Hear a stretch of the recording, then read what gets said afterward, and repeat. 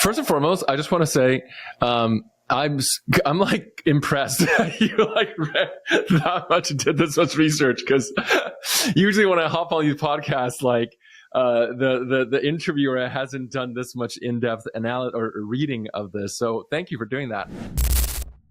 My parents just wanted the best for me. They made a lot of sacrifices to come to this new country and this new world, and they wanted the best for me. And their way of showing love was to say, if you don't work hard, then you might fail. And we don't want to see you fail, and we don't want to see you suffer. So you better work hard. So we're going to put all the pressures that we can to harden you now, so that one day down the road, you will live a better life. When I was going through that growth, that was really internalized within me, that like my value is defined by the grades I got, the work that I go into, the school I go to, even the people I dated. These were the things that defined who I am as a person. In Chinese, we call it face, right? It's like your face is how you present to the outside world. And it's so big.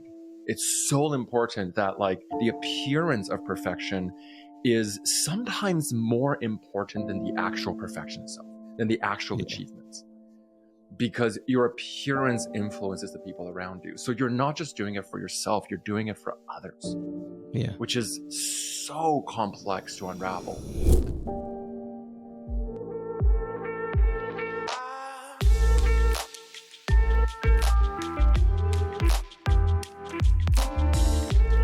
I talk about the experience of what it is to be Asian American, because we're different. Like, and somebody, as a family or children of immigrants would probably understand there's this concept of being third culture. And what third culture means is our parents or our, grandparents or our ancestors came from one culture. For me, that was Taiwan in Asia. And then I grew up in another culture, and that's North America or the West. And we exist, therefore, in between two cultures. We're kind of like two bicultures, as in like we have two separate sets of identities that we simultaneously take on. And therefore, we also don't fully exist in either culture independently. Like I sometimes feel like I'm not Asian enough to hang out with someone like the really, really Asian friends that I have. And then sometimes I'm like, I'm not Western enough to fully be Western. So it depends on what view I'm taking on. We exist as like a third culture. And in that, so on the theme of roots to roots, what I really like to try and unearth is that multi-generational journey that leads to the influence that ultimately is why this means so much to you. And often it comes from a very personal place, whether it's a specific moment or just, over the course of your life. But I actually want to go back even further. So a generation or two, where do you see as the starting point from previous generations that really has had on the knock-on effect to get you to where you are now? It's a really good question, because we don't usually look that far past, right? We usually look at like, where was your place of birth? But I think the great question is understanding even further. My parents were Taiwanese, are Taiwanese, in that they grew up in a collectivist Asian culture. And when they immigrated here to Canada and North America, they took that cultural identity with them. In other words, they wanted me to have a different environment to grow up in, but they also didn't want me to lose my own roots. So I love the term roots to roots, because it is exactly that, right? Like there's a journey that happened and we look at the physical, but we don't always see the emotional and the deeper side of things. Because as children of immigrants, we have two goals that might be different from people who grew up just in this environment, right? If you grew up in an individualist society, like in the UK or in North America, your goal in life is to self-actualize and be the best person you can be for yourself. Get a job, get married, go to these things.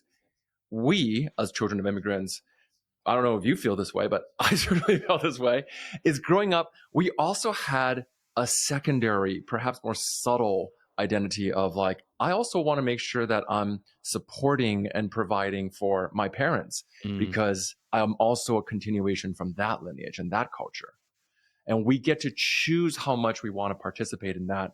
But seeing how my parents grew up definitely had a huge impact on how I view my role is in the family, in my own life, in my purpose in life, even. Yeah, so there's two things I want to dive into, but one firstly is actually something that I've come to realize the more that I've done these conversations, and it's some of the subtle nuances or differences in the way that our home environment was growing Mm-hmm. up in, you know, what we can call this like bicultural Yeah. space. I call it space Yeah. because that's not necessarily an identity, but you associate in your external environment, like in your school or Yeah. workplace, differently to how it would be at home. And it's the small things that in one sense are quite amusing, but they really when you actually think about it, have such a strong role to play in understanding cultural differences. So to give an example, it's I had someone on who was talking about when he grew up, he's from a Hindu Punjabi background, but he grew up in Sure. South London. And in South London, he was probably the only South Asian, right? Mm-hmm. And he went to his best friend's house, and he was a typical white male British guy. And, you know, Yeah. young kids go, you know, they go and play video games, but he remembers going there and he spent 3 or 4 hours there before going home because Asian culture, you kind of have to be home by a certain time. Yeah. He was like, yeah, one thing I remember leaving is like, you know, he had a really nice family, but at no point did they offer him anything to eat, right? And Yeah. and the Yeah. reason he remembers that is because he was so thirsty, and he was like all like I felt bad or like not confident enough to ask for a glass of water. But in the reverse situation, can you imagine bringing home a friend into your home environment? As soon as you get through the door, you know, your mum is already telling you like, what does he want? You know, get him, ask him what he wants to Yeah. eat or drink. Like, we're going to make him Yeah. eat or drink. There's going to be food prepared, Yeah. right? And it's those little Yeah. things where it's like, oh yeah, like I've been raised in an environment where hospitality or, you know, community and people who come into your home is so important to your own reputation as a family that you would never even dream of not offering that. Oh God, no, no. And I love that because so for me growing up and my story and experience was always around how to ask and also and perhaps more importantly when you're allowed to say yes, when you're allowed to accept. Right. When you're at an Asian dinner, there's a lot of these subtle rules, right? Like there's like hierarchy of elders. So like who gets to eat first, who is presented to start taking, how and when you're allowed to accept. So for me, my story of going to like my friend's house was if you go to an Asian family's house and they offer you that exact thing, like if your friends is like, oh, like offer them something to eat and drink. I was taught you kind of had to turn it down first, especially like if it's good stuff, right? Like you have to say no first and be polite and be like, no, no, no. And they have to ask again. And you're like, no, no, no. And they have to ask a third time. And then you can politely take. And then after that, it's fine. Yeah. So I went to my white friend's house and I was offered something. They made like, the mom was really kind and she made like some chocolate milk and then like some food. And she was just like, would you like some? And I was doing what I thought I was supposed to do by saying, no, no, no, no, no, I'm good. And then they never asked again. And Yeah. I was so confused going like, Now, when is man. that? Like I'm just sitting there watching my friends eat, and I had to learn like no, like in this culture you can ask for things, and when you turn it down, they just assume that's because you're turning it down out of politeness. And the really funny thing is talking about leadership is that carries on forward in Yeah. not just how we ask for, let's say, food, but even how we ask for promotions or how we ask for opportunities. We judge ourselves differently by that angle. Yeah, it's so true. And it's again something that I think when you don't consciously notice the influences that the cultural upbringing that you have had Yeah, is having yeah, on the way you lead your life now, you can yeah. almost be blind to going through your career, even relationships, and never really realizing what's causing you to maybe not be reaching the same heights that some of your friends are, right?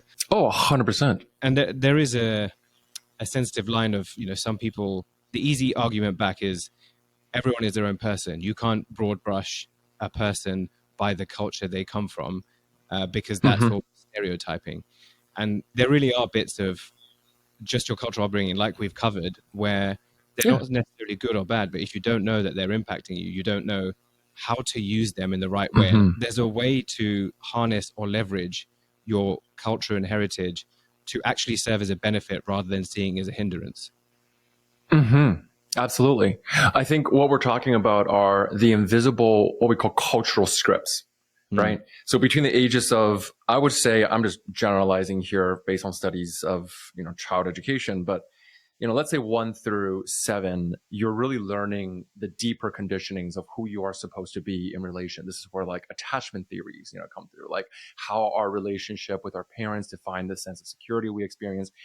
And then after that, there's a period where we just learn this is how the rules work when it comes to being a person. Like, this is how you deal with society.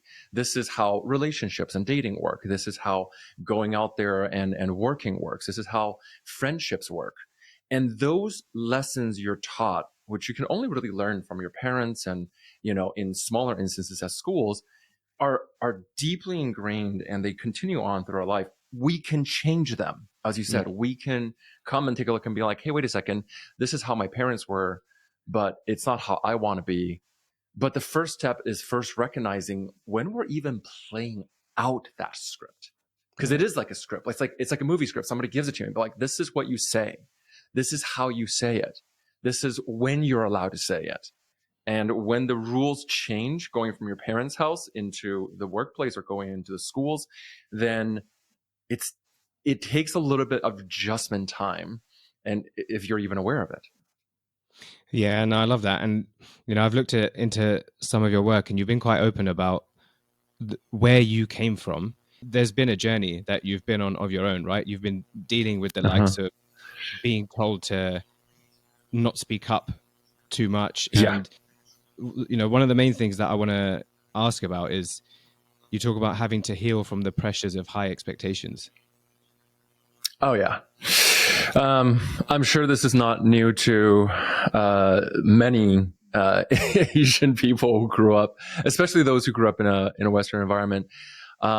My parents were, I would say, traditional Asian parents in the sense that they came with high expectations of academics and work, and they give us a lot of pressure around, okay, this is who you're supposed to be to succeed. And the stereotypes and jokes around Asian kids being told that they have to be doctors or lawyers or engineers do exist. Like, there are stereotypes, but they do kind of exist. Like, a lot of my friends were taught that, and that pressure comes from a good place. I can see that in my parents. Like, there's no blame here. Like, my parents just wanted the best for me. They made a lot of sacrifices to come to this new country and this new world, and they wanted the best for me. And their way of showing love was to say, if you don't work hard, then you might fail. And we don't want to see you fail, and we don't want to see you suffer. So you better work hard. So we're going to put all the pressures that we can to harden you now, so that one day down the road, you will live a better life. Mm-hmm. That all makes sense. But when I was going through that growth, that was really internalized within me, that like my value is defined by the grades I got, the work that I go into, the school I go to, even the people I dated. These were the things that defined who I am as a person. So there's so much pressure then to make sure that everything I do was perfect. And I'm not talking about perfect as like, like I'm supposed to be perfect, but that there was always this sense of, if I'm not doing better, then I'm not enough. Yeah. So I use an example in my book where I talk about one time coming home with like a math test, right? And I was so proud of it because I was terrible at math. Contrary to all the stereotypes of Asians, I was just hopeless when it comes to math. But so one day I came home and I worked really hard on this one test, and I did a bunch of those prep tests, and I'm like, oh, I'm so proud. I got like a 92%, like the highest mark I got. And I just remember my mom looking at it and going like, okay. What happened to the other 8%? Yeah. And you think that's like a classic like stand-up comedy joke that plays out, but it does. Like, they do look at that, what did happen. Oh, yeah. Yeah. And that was not just that one time. It was every element. And I'm sure so many other people who are not Asian can also relate to that. But like that was the pervasive part of that achievement culture, because it wasn't just that one test. It was, oh, like, did you see that your cousin, recently got into the school? Did you see so and so, they recently lost all that weight? Like, what are you doing to Mm. compete? What are you doing to show that perhaps not just that you're succeeding, but that our family is succeeding? Yeah. And that pressure is so hard to overcome, because that just became, for me, my own personal programming. And that this idea that I have to constantly achieve and achieve and achieve to be good enough, to be acceptable, even. Yeah, and it's just reminded me. Have you heard of a book called Passing for Perfect by Erin Nin? No, but now I got to go look it up.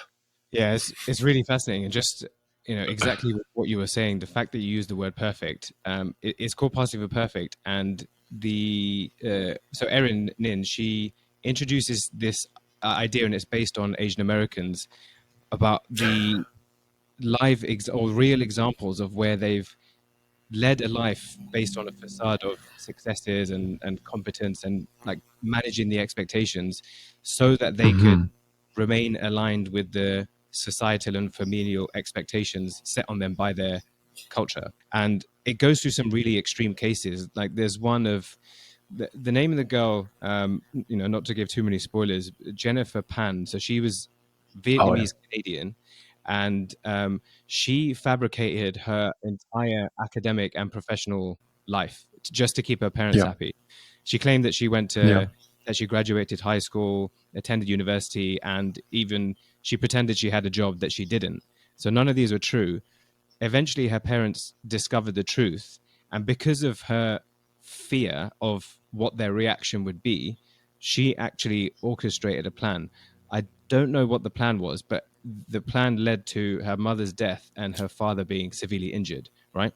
And Yeah. of course, not all cases are like that, but obviously that underpins how serious that expectation to be perfect. And it's called, the author calls it the model minority. So the model Mm-hmm. minority has a set of, let's call it the avatar of the model minority is exactly the things we're talking about, right? It's get into Stanford, Harvard, whatever it may be. And because for so long, uh, again generalizing, but the Asian identity has been formed on, it's not based on the self. Your own identity is based on your collective, exactly as you've said, that it can be Mm-hmm. so strong that people will go to these lengths to protect it. And it's Oh, not yeah.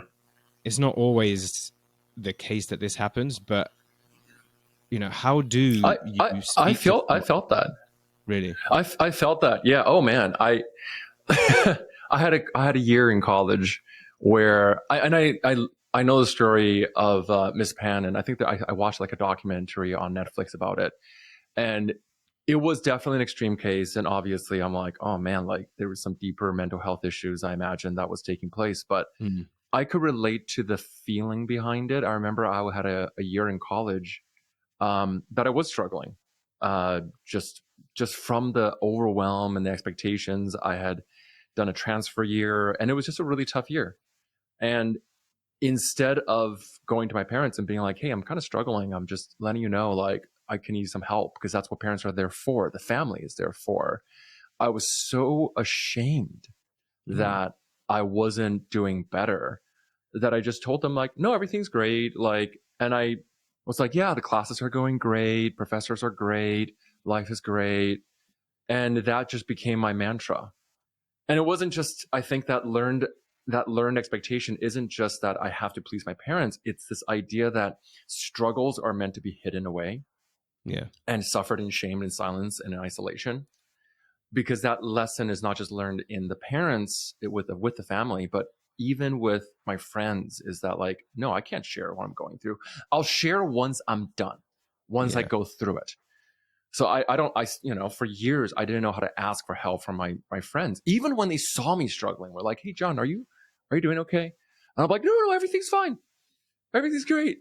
And inside I'm just like, oh, like, no, I'm not. But I couldn't, because it's so shameful, because your struggles reflects your parents, family, your lineage, sometimes even the entire social identity of who you are. And Yeah, I was how do going you to ask just, that how do you, actually.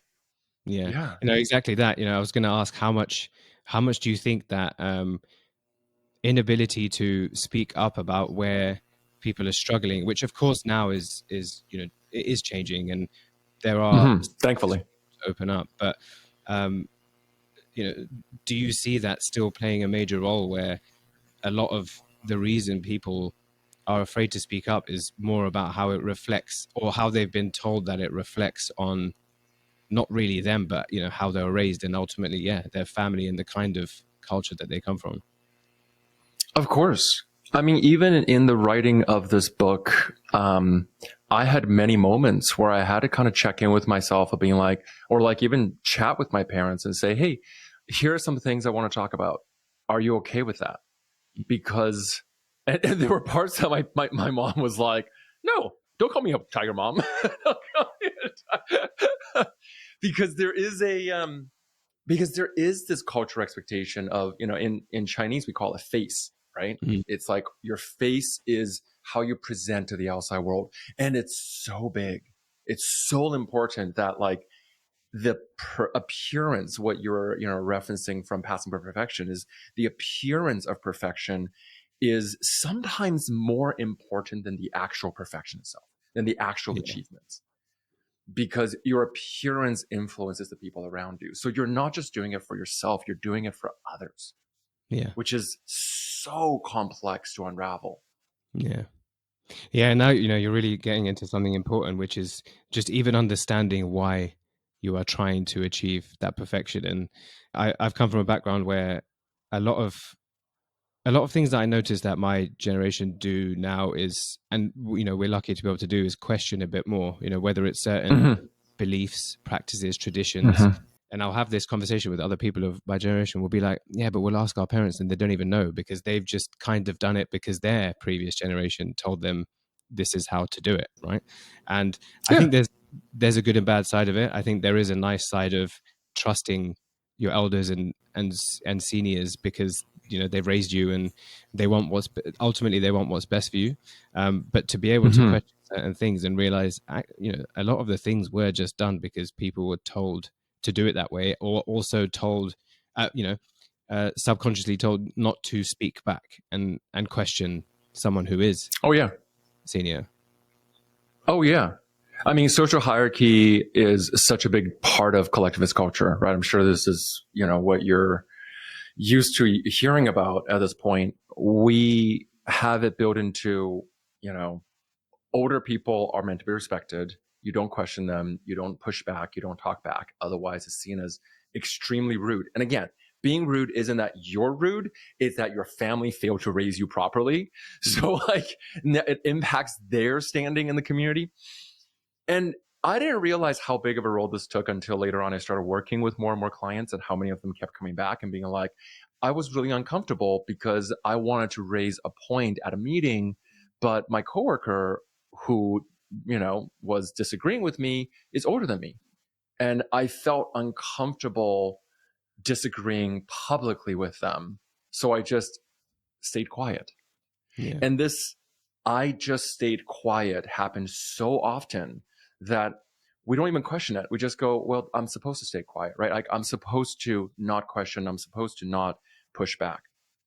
And as we talk about, like, there is no possible way to think about how many lessons we learn in our childhood, because it's got to be countless, right? Everything you do, when you speak, when you don't speak, how you eat, where you eat, how you sit, you know, am I shaking my leg too much? My mom will point that out. Um, Cultural values, social skills. We don't have time to question all of them. Yeah. We just don't have it. And we don't even know where to start questioning. We just know, hey, I don't know how, but that person seems to be so confident and so assertive, and they keep getting promoted, or they keep getting ahead, or they keep, they got the girl I was interested in asking out, because they just didn't seem to have the same overthinking that I did. And we think it's our fault Mm. without realizing that, well, maybe it's just a cultural script. Like, maybe it's a script that we learned we're supposed to play out, right? And that goes deep. Yeah, I love that. And I want to dive more into some of these principles. But what I find really interesting to really set the scene of why someone does what they do, right? So you do the leadership Mm-hmm. coaching, and your clients include Fortune 500, Google, Apple, Amex, the lot, Mm-hmm. and then now the book is on the horizon. But to really understand the inspiration, a lot of the time I find when people embark on coming from a background where they're mostly fulfilling the expectations of the family or society they're raised in, versus then taking that leap to kind of what is feels more like their true self. Sometimes there's a Mm-hmm. pivot moment that causes that, and that's where you finally decide you're going to challenge that status quo. And I Oh. call it this battle between the external expectation and that Mm-hmm. internal dialogue that's happening, right? And I think it's only Mm-hmm. once that internal dialogue outweighs that external expectation where, that internal dialogue is suddenly saying that I can no longer just pretend I'm okay with fulfilling the expectation of something that's not my own, then you actually start to take that step to changing Mm-hmm. ultimately, the course that your life is going in. Do you have that? Was there a point that you can pinpoint where you saw, all right, this change has to happen? Yeah, absolutely. So for me, I was growing up, with these kind of invisible scripts we're talking about, and they're not always cultural. Sometimes they're familial, but the ending is always the same, which is that there's this internal voice that, for me, was always telling me that I always had to do more, be more, to achieve more. But there was also another voice. We're talking about this earlier, which is like the pressures of staying quiet, right? Mm. Of like not being too loud, not being too seen, because again, that goes against the cultural values of humility and not being like too obsessed with yourself, which is a good value, but when taken to extremes, becomes self-silencing. So you can imagine how these two voices, one which is that like silence is safety, like don't get too loud, be humble, and don't self-promote too much, would fight with the achiever side voice of like you got to do more, be more, and work harder, and whatever you're doing is probably not enough. So all throughout my 20s, I ran a school, and funny enough, I ran a school helping, I would say, high performing Asian kids get into top universities like Harvard and Stanford. So I was kind of playing out that same thing. And I didn't realize I was pumping out these little overachievers who are still carrying the same narratives I did until around 2016. So at this point was probably a high point of my career. My business was doing really well. I was like traveling around the world. I had gotten all the toys. I thought that I finally cracked the code, but I just didn't know why. Internally, I felt so stuck and Mm. also so empty. And it got to a point where I was like, I don't know why, but I was self-medicating to go to sleep. I couldn't sleep. And, on the outside, everything was shiny and great. On the inside, I was just like, I feel lost and I don't know what I'm doing with my life. And in 2016, I went through a depression. So I essentially burnt out. It was just accumulation of a bunch of things breaking down. I had a relationship that I was in that, broke down. I was breaking down in my work, and that's all I knew who I was. So after going through a breakup, I got into a really dark place, and I had suicidal ideation. I was struggling really deeply with my sense of purpose. I just didn't know how to define myself anymore. And I think that was the turning point. It was actually at one specific moment where I remember like on stage giving a speech to an audience of people, telling them how to better live their lives, to be high performers. And I was like, here are the mindset shifts, and like here are the hacks you could do, and here's how to be a better achiever, be that person that you have been taught you're supposed to be. But my stomach was like in knots. I was going through ulcers. So it had actually started to take form in my physical form. And I remember thinking, I'm going to pass out Mm. on stage if I kept talking, because it was so painful. But Mm. I couldn't ask for help. I just like asked for a chair and I like sat down on stage while I was still talking to people. And I made it about like, oh, let me like get close to your level for a second so we could chat person to person. I was really proud of how I played that off. But the truth was I was passing out. And that was when I realized I still want to support people to be their best, to self-actualize, to like find out what their potential is and reach it and find their purpose. But there's got to be a better way to do it than to do it from a place of showing this outward performance, and the struggle behind it. So for me, that was 2016, which now looking back was, almost a decade ago now, was the big turning point for me. Was like, okay, this is no longer the message I want the next generation of the people I was working with to still carry. Yeah, and it's really clear to see what kind of impact and just how real that must have felt. And I think there'll be people listening in who may have some kind of similar experience or story, or have heard of someone who's experienced something similar that they've been through. But the jump to get from that to then aligning more, what suggestion or advice do you give to someone who may be able to relate to what you've said and might be around that point now to actually take that step to get out of that situation they're in? That's a great question. I think the first one is always identifying that what got you stuck cannot be the same path that gets you out. Yeah. Right? Like what got you into that stuckness is not the way out, even if what got you stuck was what got you here. And what I mean by that is, so we worked with, over the years, I worked with probably hundreds of different clients. They all are high achieving in the sense, like, not like they are high performing. They work really hard on themselves. And all of them are Asian. And then, which was never intentional, it was just accidental that like they told their Asian friends, and they're like, I'm Asian, so it made sense. Yeah. And we started mapping out these 7 archetypes that started showing up again and again and again. So like one of the ones we talked about was the achiever, which is I define my value and worth based on what I achieve. There's also the fixer, which was my archetype growing up, which is like my job is to take care of everyone around me. Right? If I'm caretaking other people, I'm okay. We also saw chameleons. We also saw rebels. We also saw the invisible ones. And we saw all these different patterns that play out. And what these patterns are, they're essentially adaptive patterns that we learned as behaviors to function and to thrive. So the achiever pattern got us to work through the hard times and the difficult days. The chameleon pattern got us to be, adaptive enough that other people could accept us so we can find belonging. But somewhere beneath all of these are lessons that might not be helpful now. And what I mean by that is that achiever pattern of I'm never enough, so I better keep working, might have gotten us to like that mid-level, but it's actually going to impact us from getting to the next level. Right. And identifying why is this coming out, and really working to identify and to say, do I still need this? Is, I think, the most important thing. Like if I'm caretaking everyone else around me and it's causing me to burn out, is this still helping me?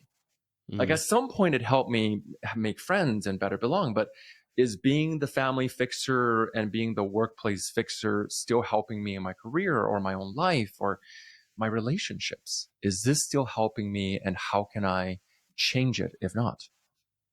Yeah, I love the 7 archetypes, and I think it's one of the really strong values of anyone who comes across your book, because they are things where characteristics where I believe that anyone can read them. And what's so powerful is they don't just relate to Asian Americans. They don't even necessarily just relate to people from, bicultural backgrounds or third culture kids. Like I think anyone can look into them and actually see, hang on, I see traces of my characteristics in there, like the chameleon who's just good at fitting in, which also means they don't have their own identity or their own sense of who they really are, and whether it's in the workplace or even in other settings.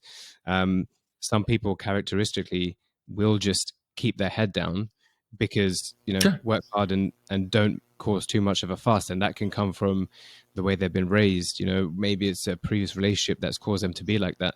So I think it's really powerful at just showing someone, hang on, if there is anything holding me back from really being my most fulfilled, and I use the word fulfilled rather than successful, because I think you can be very Oh, I successful, love that word. right, without actually finding any joy or fulfillment in what you're doing. So I think it's the sense of one of these things, or more than one of these things, could be holding me back. And what I wanted to ask is, do you think of any of those seven, which one is sort of the most dangerous to get stuck in? Would you say there is one that is... Oh, I like this. I've never been asked this question. I think it's always a matter of degree. So the patterns aren't bad, right? As we talked about, these were very helpful in getting us to where we are.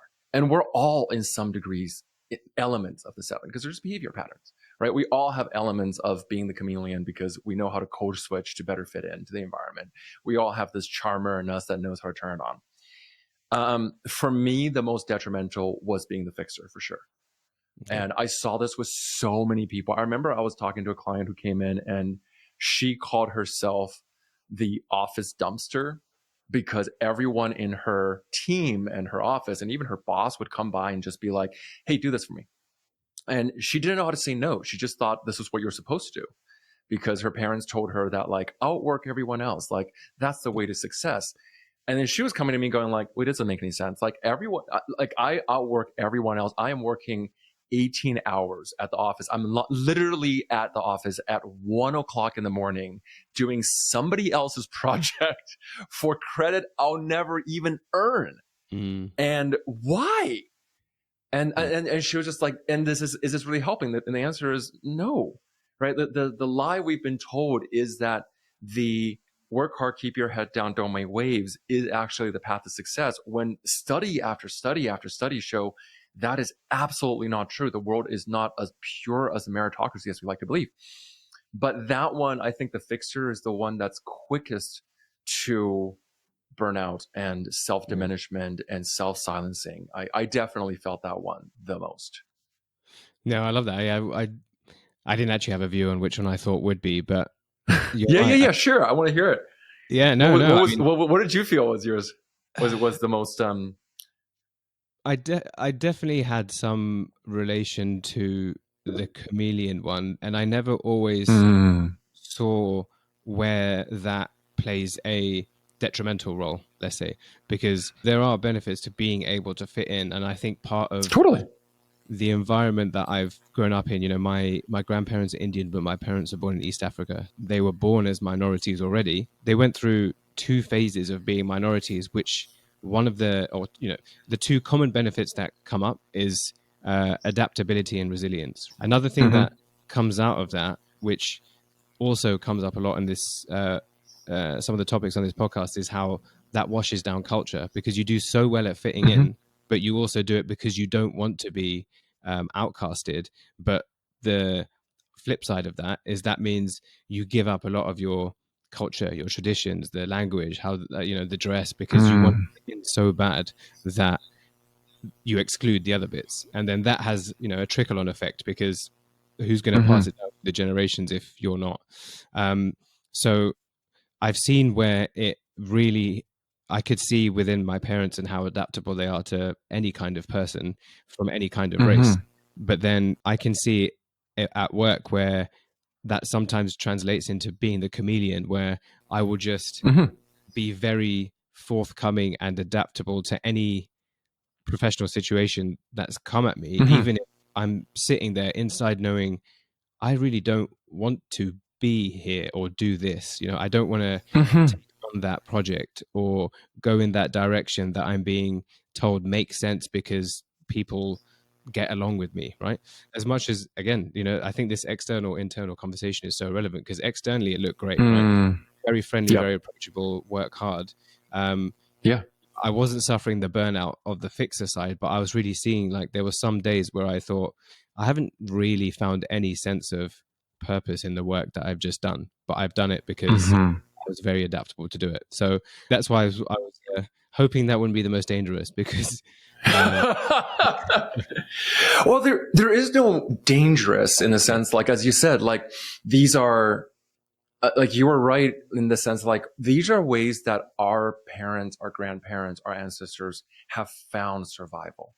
mm, Being the chameleon did help us adapt, and I still am the chameleon in the sense that like it's useful. What's wrong with that? When I go to a different environment, I will adapt my, we call this code switching, language, style, personality to create better harmony.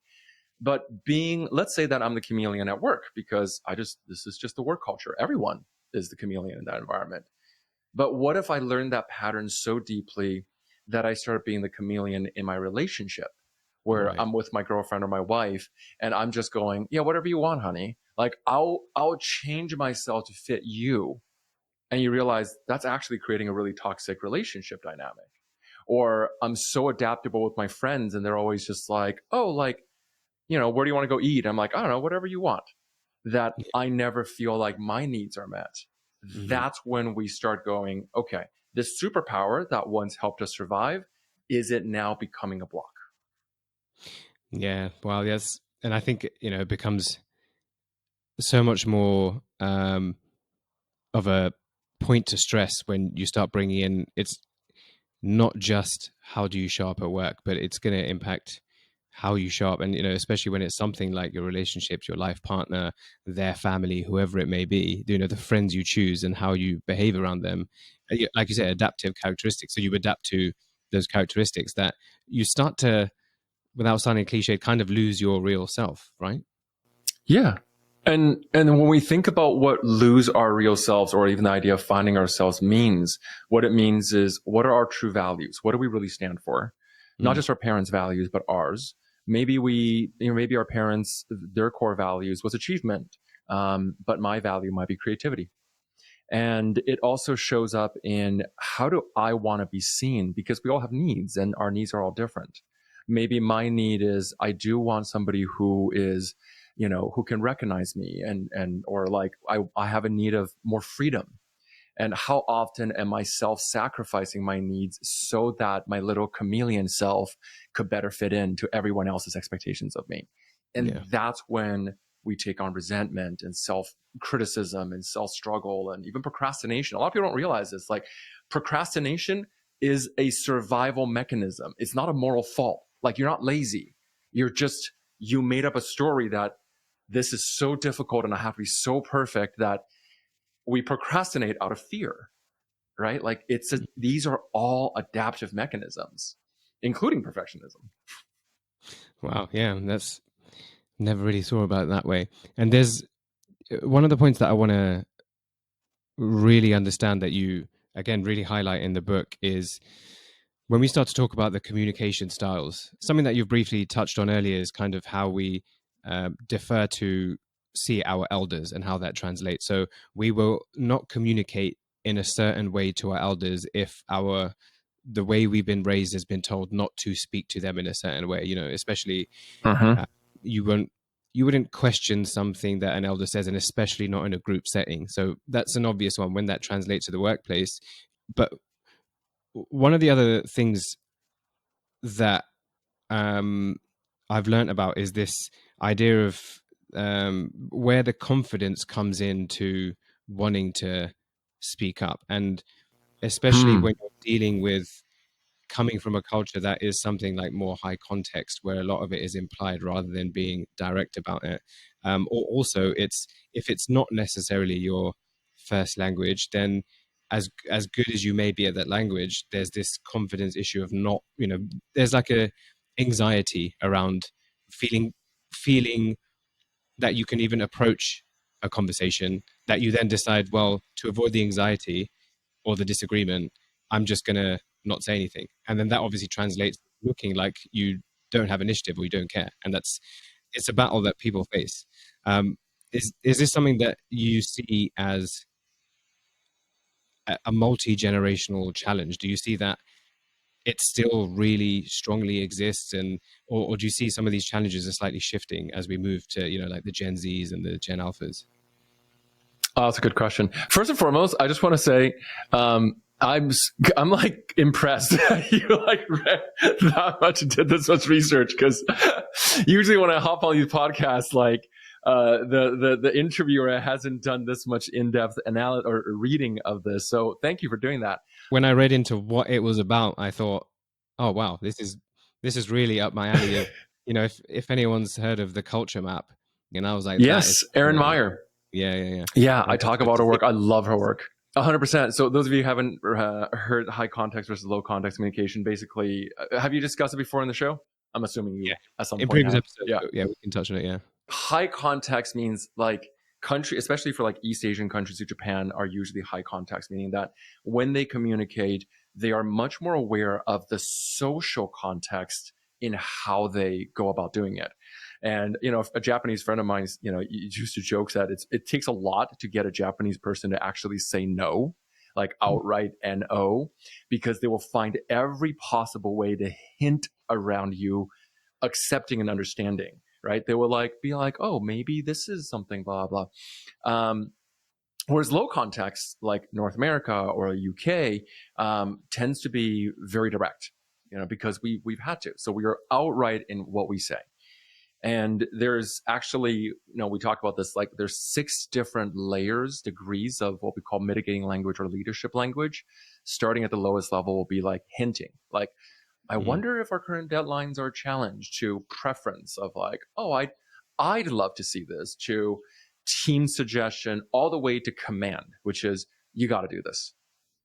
And our discomfort for those of us coming from a high context conversation is, the higher up it goes, the more uncomfortable we get, because that's breaking the social script. This is something where I've really noticed that has played a role Hmm. where, especially people that come from an Asian background, when they found themselves in an environment with people who are, let's broad it in terms of the Western culture, where people Mm-hmm. deal more with low context and being able to speak up to people who are not just peers but seniors.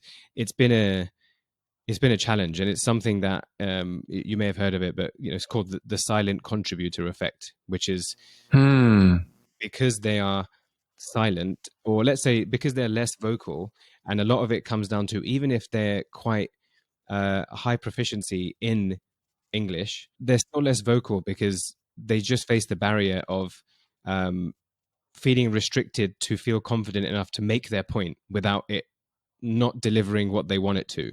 So what some people resort to under this kind of silent contributor effect is they'll carry on contributing in their way, but silently. So by never speaking up, they might, kind of like what you were saying, they get seen as that hardworking person who can be relied on to get stuff done, but it's only going to get them so far because they're not portraying any of those, leadership skills. But, as you start to speak to some people, and what becomes really interesting is, does that still knock on to, say, the next generation, where, it might even be their mother tongue now, their first language?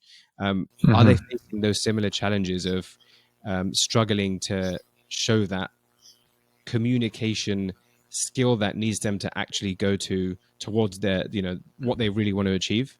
Or do you Mm-hmm. see other challenges facing people now?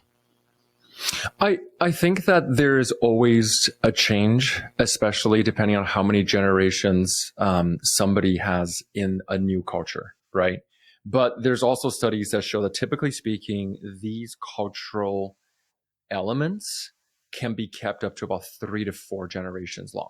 As in, after somebody immigrates to, let's say, Europe or North America, they might still continue to see the underpinnings of that being passed down from generation to generation. There is I think we are getting better at it. I do think that we are learning to adapt a little bit more, not just because the generations are, but because the world is becoming more globalized. Yeah. So we are learning about other different cultures more. And I think we're understanding this. This is why one of the biggest points that I make is, our styles are not better or worse. They're just different, right? Like, I talk about even the idea of confidence. Like, confidence looks different in Asian cultures. Like, it's a different thing. We don't see the Indiana Jones or the the Han Solo, the Tony Stark kind of like loud and, cowboy vibes as being the best way of what confidence looks like. We kind of prefer a quieter version of that. And there's nothing wrong with that. And I love, we look at Jensen, who runs NVIDIA, and I'm like, he is such a good embodiment of that. He's easygoing, but he's assertive. He's unquestionably assertive, but he doesn't seem quite as loud as some of the other CEOs that are perhaps out there right now, without it being any lesser of a good leader. We've covered a lot of elements of the book, and I've probably given away more than...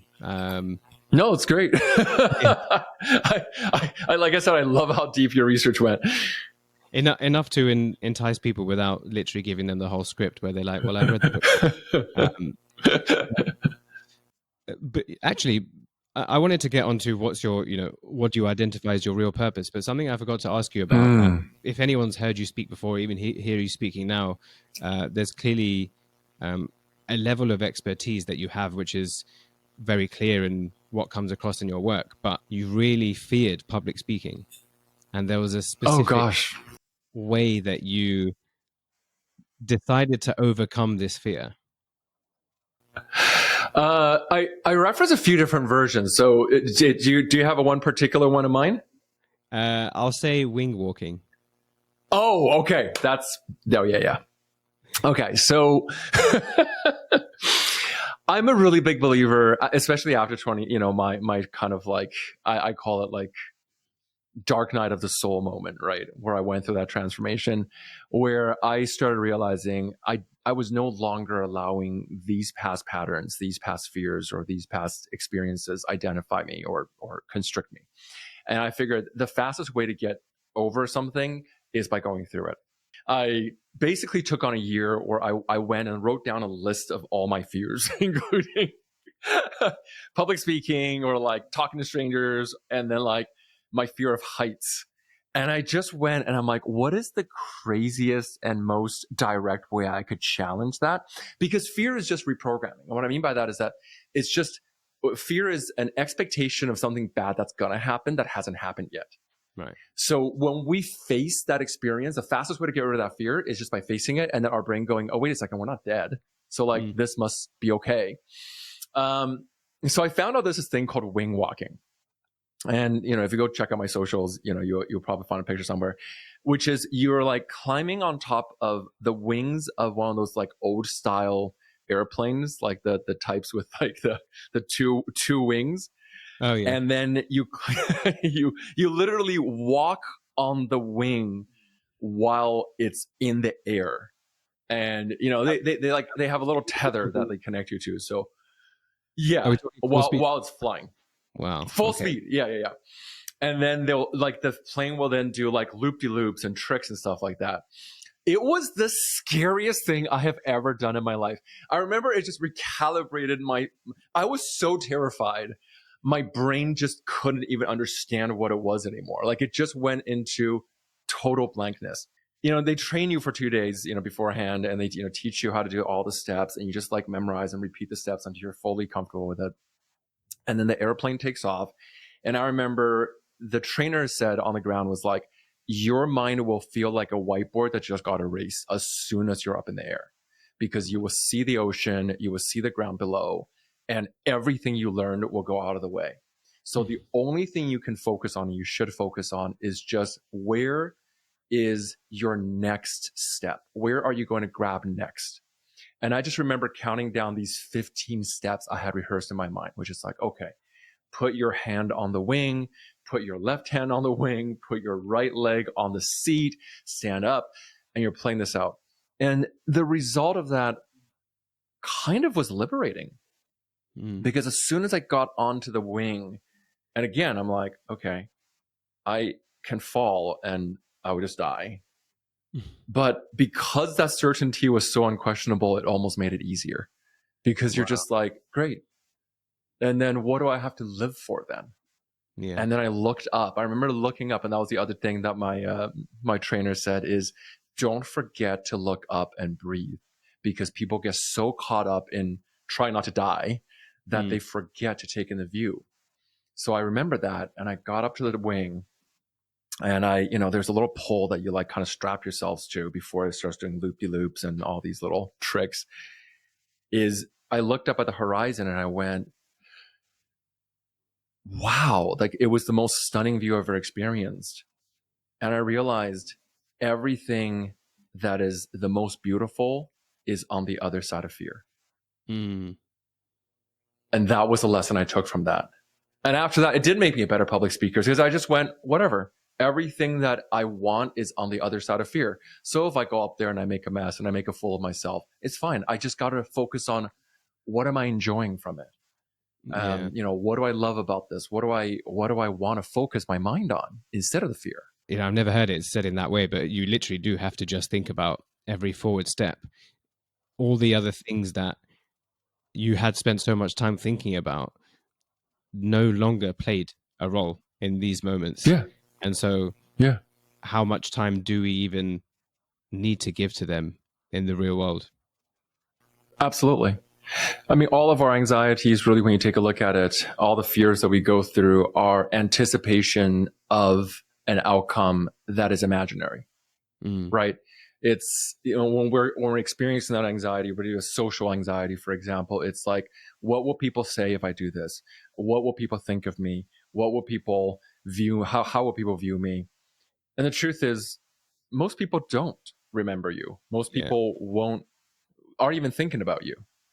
So it's just about allowing our nervous system to acclimatize to the new reality of, okay, I'm going to go do it. I'm going to do it messily.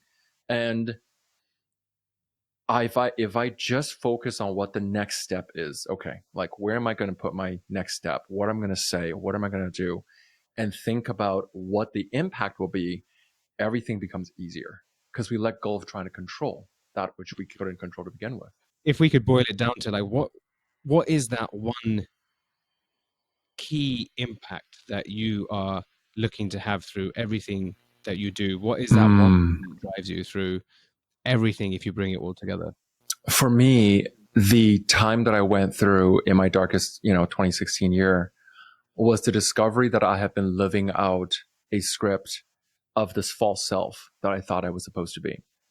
So if there's one key impact that I would love for anyone to come across this podcast, this book, or any of these things is find your real self and courageously, truly, because it is a courageous move to be your real self.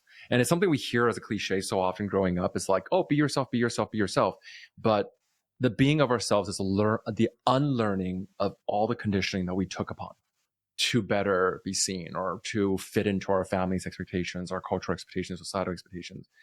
So it's to allow your true self to emerge, because that's the version that's the most powerful, the most incredible, lovable, shining light that we need in this world. We need your light. We need your authenticity. We need your real self more than we need your performance.